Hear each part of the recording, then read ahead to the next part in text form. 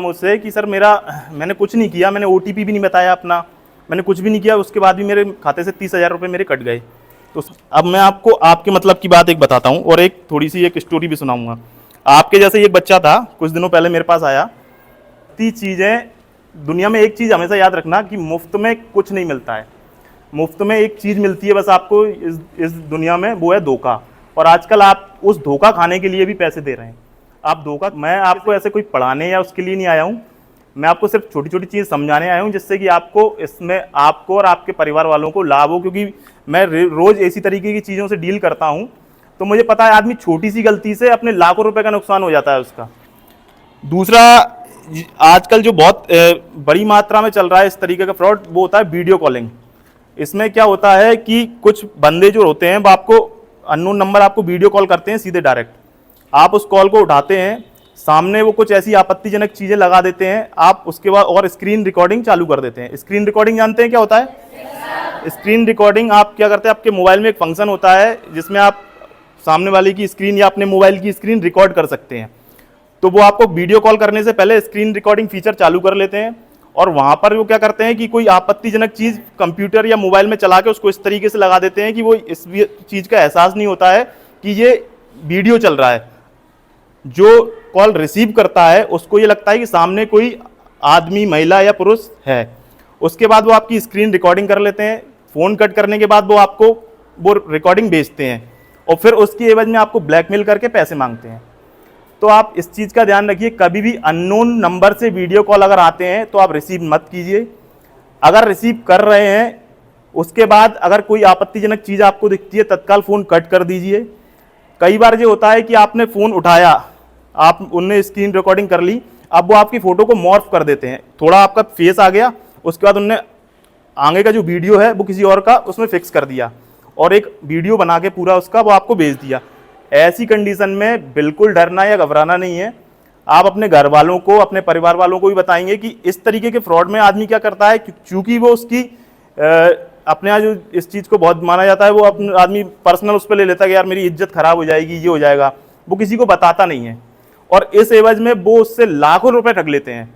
और ऐसे case daily आते हैं, हफ्ते में 3 से 4 केस ऐसे जरूर आते हैं जब सामने वाले लाखों रुपए की ठगी हो जाती है। उसके बाद उसको यह एहसास होता है कि यार अब जब उसके पास देने के लिए कुछ नहीं होता, फिर वो पुलिस के पास आता है।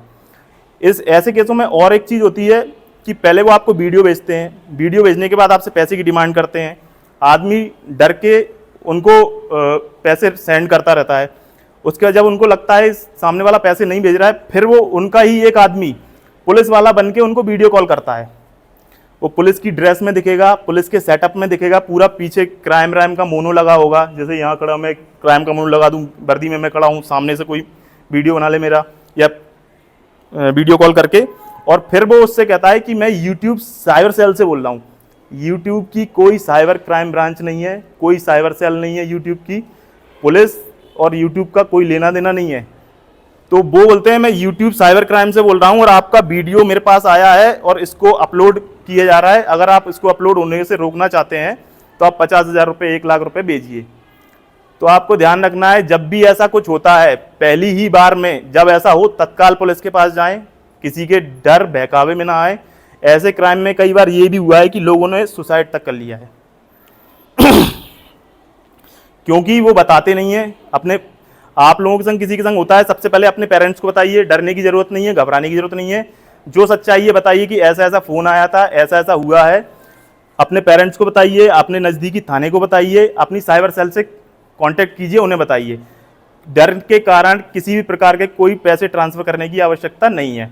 और ये अपराध बहुत ज़्यादा हो रहा है। बच्चे क्या है, इसमें डर जाते हैं, अपने पेरेंट्स को नहीं बताते हैं, इसका ये गलत इस्तेमाल करते हैं। उनसे कई बार देखने में ये भी आया है कि बच्चों ने अपने मम्मी पापा के मोबाइल से UPI ऐप के माध्यम से उनको हज़ारों लाखों रुपए भेज दिए। तो ऐसा नहीं करना है। अगर ऐसा कुछ होता है तत्काल अपने पेरेंट्स को बताइए, अपने स्कूल टीचर्स को बताइए, जो आपको लगता है आपका बहुत करीबी आपकी मदद कर सकता है उसको बताइए, लेकिन ऐसे लोगों के बहकावे में नहीं आना है।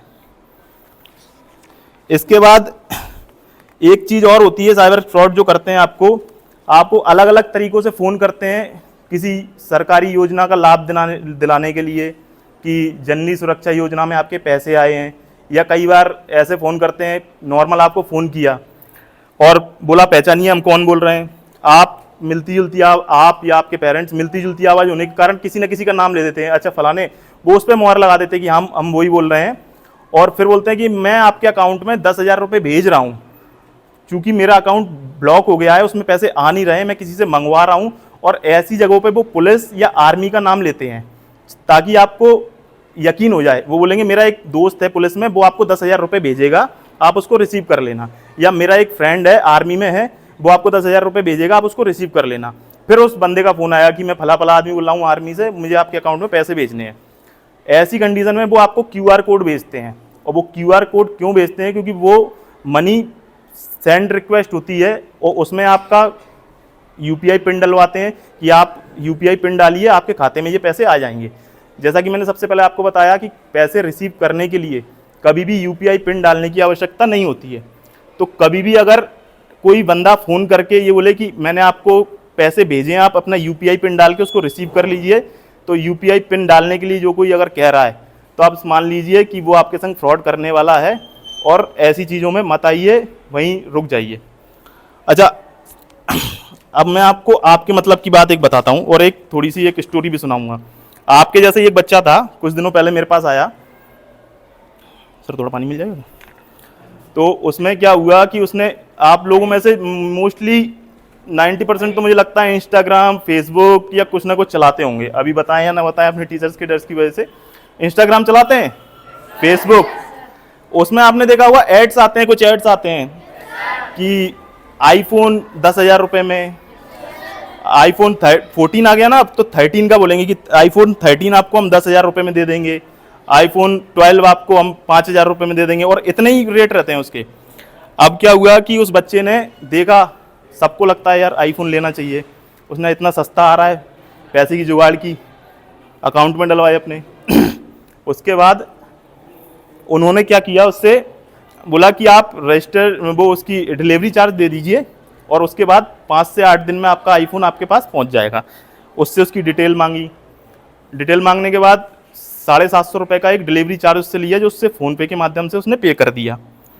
अब 3 से 4 दिन बाद फ़ोन आया कि सर आपका फ़ोन पहुंच गया है, और जैसे आपने जो एड्रेस दिया होगा उसके आसपास कहीं बताएंगे, जैसे आपने यहाँ सोनी का एड्रेस दिया तो बोलेंगे कि सर आपका पार्सल जो है मेगांव तक पहुंच गया है, आप पेमेंट कर दीजिए, पार्सल आपका 1 घंटे में मिल जाएगा आपको। अब आप भी इतने खुशी में कि आईफोन मिलेगा 10,000 में, मैं अपने फ्रेंड्स के सामने दिखाऊंगा, देखो मेरे पास आईफोन है और मैं लेके आया हूँ, थोड़ा ग्लैमर दिखाएंगे। तो उसने भेज दिए पैसे। अब पैसे भेजने के बाद उसके पास कोई पार्सल नहीं आया, कोई आईफोन नहीं मिला।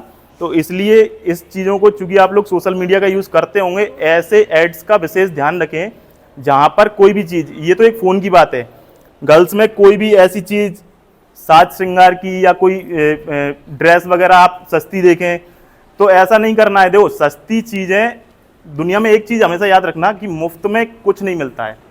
मुफ्त में एक चीज़ मिलती है बस आपको इस दुनिया में, वो है धोखा। और आजकल आप उस धोखा खाने के लिए भी पैसे दे रहे हैं। आप धोखा किस एवज में खा रहे हैं? आप धोखा भी खा रहे हैं और अपनी मनी से भी हाथ धो बैठ रहे हैं।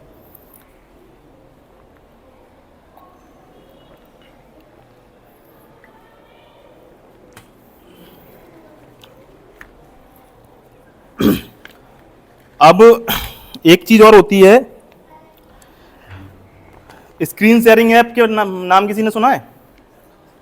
स्क्रीन शेयरिंग ऐप ऐसे ऐप होते हैं, जैसे अगर आप मोबाइल यूज कर रहे हैं, मैं आपसे कुछ अभी बताऊंगा, जैसे AnyDesk, team viewer, quick support. तो ये ऐप होते तो इसलिए हैं कि जैसे स्कूल हुआ, क्लास हुई या बिजनेस ऑर्गेनाइजेशन हुए, उनको आपस में एक दूसरे को कनेक्ट करना है। या ऐसे प्रोडक्ट, जैसे कुछ जो सॉफ्टवेयर कंपनियां होती हैं वो यूज़ करती हैं कि उन्होंने कोई सॉफ्टवेयर बनाया और सॉफ्टवेयर ऑनलाइन वगैरह दिए जाते हैं, उसको किसी सिस्टम में इंस्टॉल करना है, तो वहाँ से आपकी हेल्प कर देती हैं वो कि कैसे, क्या आप क्या कर रहे हैं और आपको क्या करना है।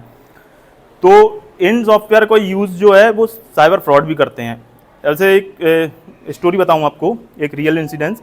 उसमें एक बंदा आया, उसने बोला मुझसे कि सर मैंने कुछ नहीं किया, मैंने OTP भी नहीं बताया अपना, मैंने कुछ भी नहीं किया, उसके बाद भी मेरे खाते से 30,000 रुपये मेरे कट गए।